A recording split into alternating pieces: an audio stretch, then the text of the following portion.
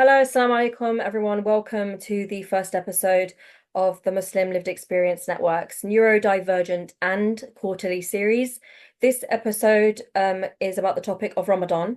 This topic was a popular choice among those who completed our co-production questionnaire that we shared on social media.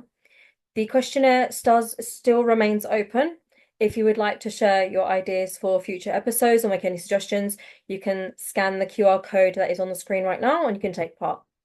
We hope this episode will be informative, affirming, and supportive of your worship during the blessed month of Ramadan, inshallah. While it may not fully encompass every aspect of neurodivergent conditions or lived experiences, we have done our utmost to be as inclusive and considerate as possible. So to start, just going to introduce your speakers today. First, we have Samira, who is diagnosed with ADHD, autism, dyslexia, and dyspraxia. I'm Angie. I'm diagnosed with ADHD, MADD, and undiagnosed OCD.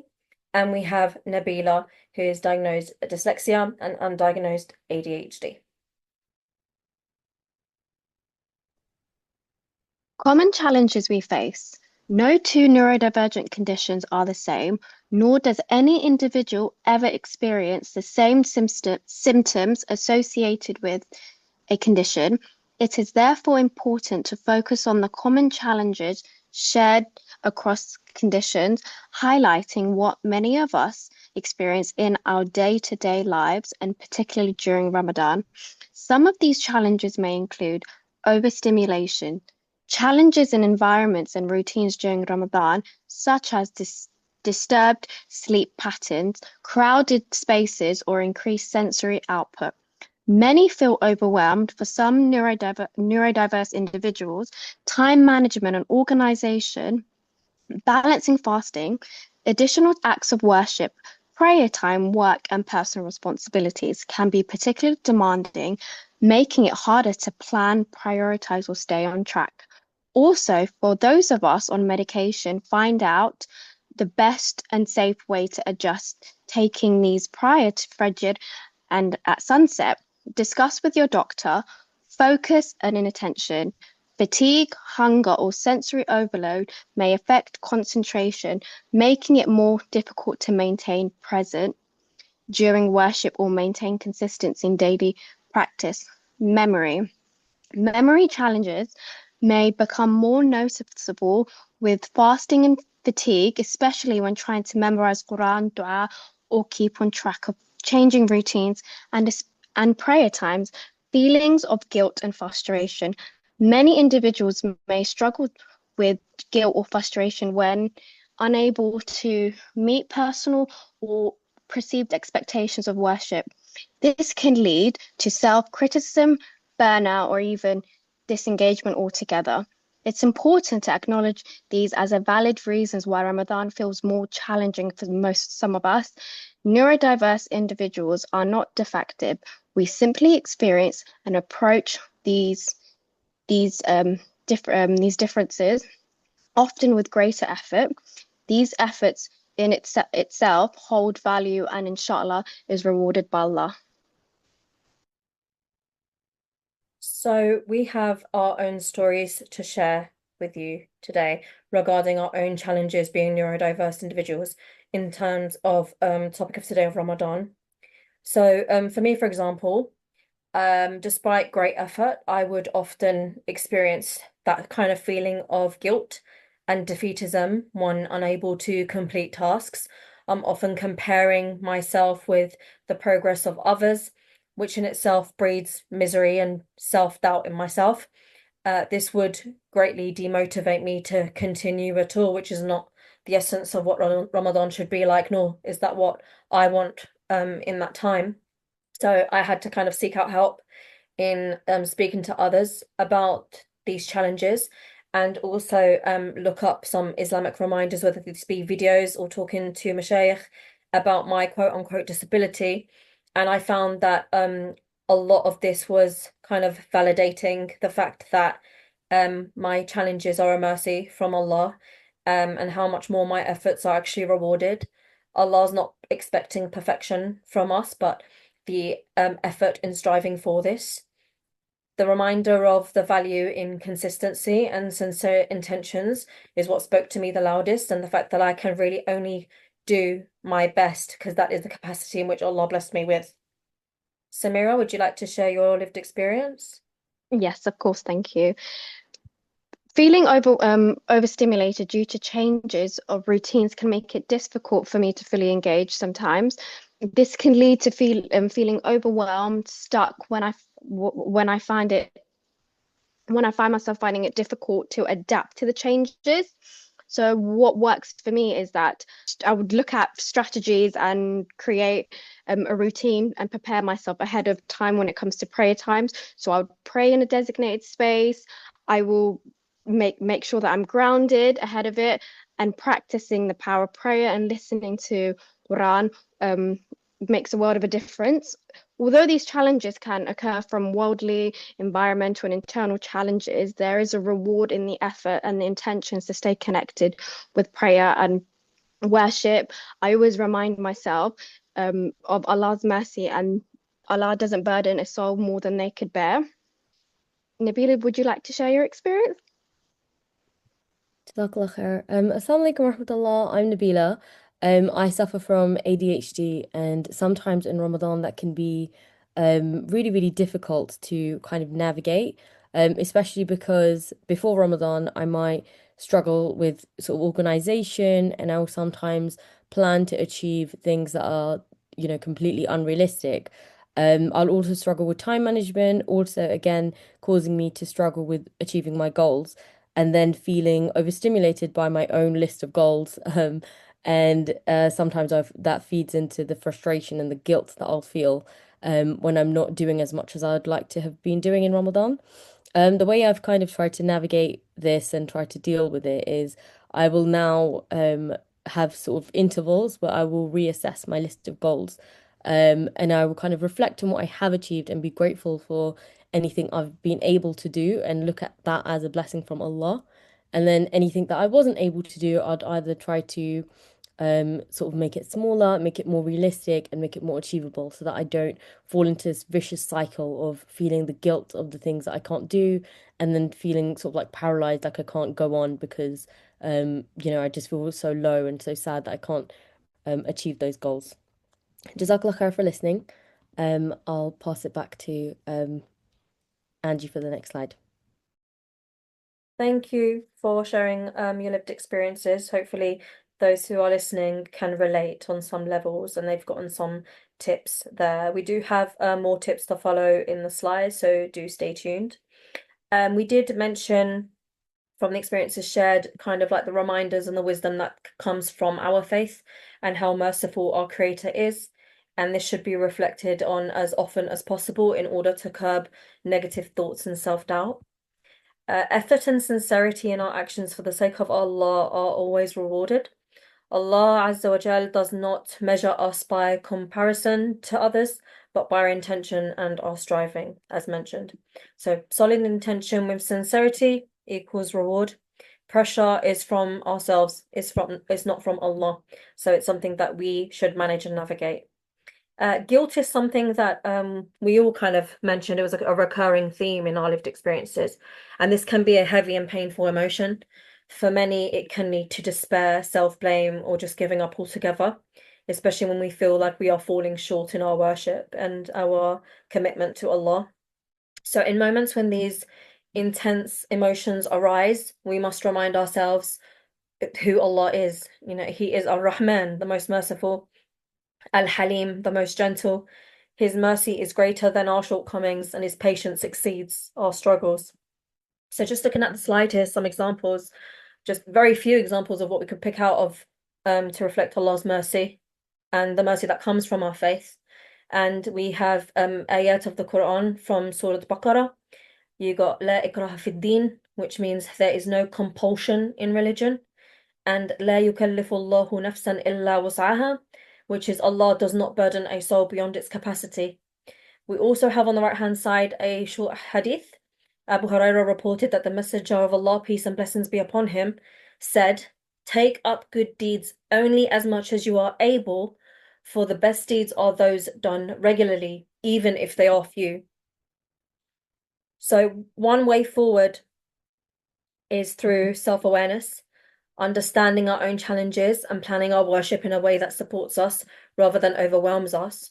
So, for example, with remembering these Islamic reminders, if I struggle with focus while reading the Quran, I may take regular breaks, or I may adapt, like some of the shared experiences earlier, in that I may listen along while reading the Quran, or make it a shared activity with a friend. These adjustments are not signs of weakness, they are acts of wisdom. It's an amendment you make so that you are able to achieve your set goal. Islam was never meant to be a source of hardship. Allah Azza wa Jal knows our capacity, our effort, and our intention. So when worship is approached with compassion for ourselves and sincerity towards Allah, even small acts become weighty in reward.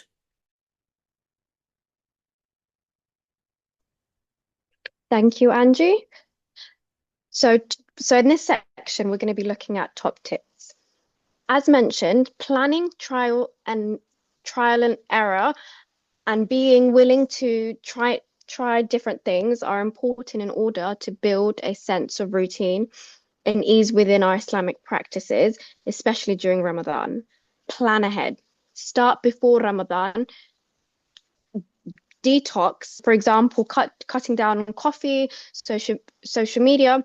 Think about what you may need, or incorporate reasonable adjustments to make worship come with ease. This might include finding a designated quiet space for worship. Choose a time earlier or later in the day for certain tasks, tools needed, like noise cancelling headphones, fidget toys, setting alarms, factor in breaks, taking a short walk beforehand to regulate your energy levels. Set small and realistic tasks. Ambitious is Being ambitious is commendable in Islam, but it becomes unhelpful when goals are not realistic for our abilities or available times. Start small, aim for consistency, and build gradually. We have created a Ramadan goal sheet to help you do exactly that.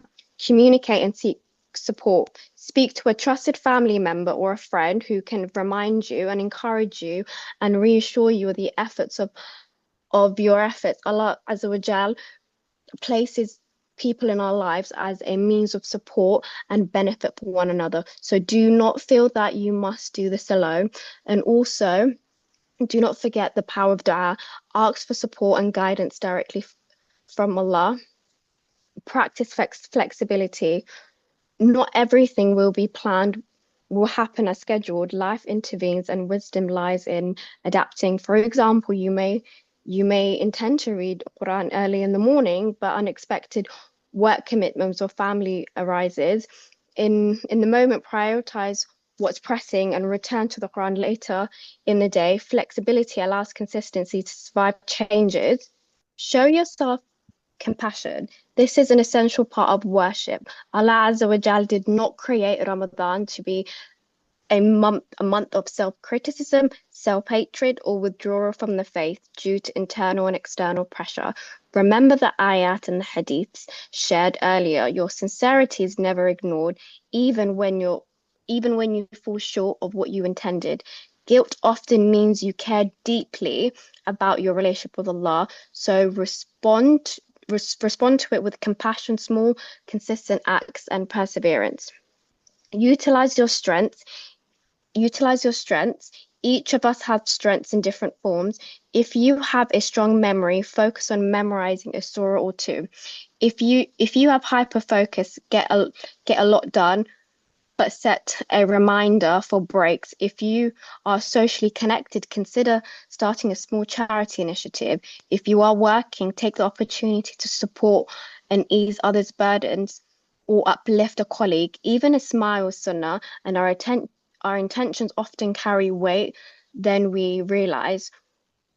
We would love to hear your own top tips for making Ramadan meaningful and enjoyable as neurodiverse Muslims. Please leave a comment and share what has worked for you. In this section, we're going to be looking at resources. This is this is a short list of recommendations that have helped us during Ramadan and may be beneficial for others as well. Charity charity is important during Ramadan, yet it can be easy to forget or lose track of when we have already given. Setting up a trust automatic donation, even in a small daily amount, can help maintain consistency so that we do not miss our daily ajr and reward. Give what you are able to. Allah Azza wa Jal loves sincerity and consistency. Use alarms and calendars on your phone or computer can be simple and effective way to support your routine, helping you remember prayer times, break moments of worship throughout the day. We have also created a 30-day Ramadan challenge available to print and follow, along with a blank version if you would prefer to personalize your own. In addition, we have developed a 3-part Ramadan journal designed for beginning, middle, and end of the month. This offers space to set intention, clarify priorities, establish goals, and reflect on your Ramadan goals. Thank you, Samira. And just to add on the resources, we mentioned earlier that we created a 30-day Ramadan challenge. So this will be available to print from our website that you can see the link at the bottom there. We have provided one kind of filled out already that you can follow, or you can set your own goals on the blank version as well. And then we have the 3-part Ramadan journal. Journaling can be quite tedious for many people, so we've not done a daily one, but we made sure to do a 3-part one that required less commitment, but still gave you an opportunity to complete this kind of tool during Ramadan. So it's designed for the beginning, middle, and the end of the month. This offers space to set intentions, clarify your priorities, establish goals, and reflect on your Ramadan journey. Again, they're free to download at the mlxn.org UK resources link. Thank you, Angie. And that concludes the first episode of the Neurodivergent and series. With this topic being focused on Ramadan, we hope that this was developed and presented in a way that's useful and inspiring in some ways. Before we end, we would like to read a dua for all of us and benefit from the Ramadan, inshallah. O Allah, grant us sincerity in our intention and ease our worship. Accept from us our small efforts and forgive our shortcomings. Grant us compassion for others and one another, and allow this Ramadan to mean of closeness to you, healing our hearts and lasting benefit in our lives. Ameen. Thank you to everyone for watching. If you care to give feedback about the series so far, please scan the QR code. Also, subscribe to our channel to benefit from more of our content, including future episodes of the series. Ramadan Mubarak. Assalamu alaikum. Ramadan Kareem. Assalamu alaikum. Thank you for tuning in.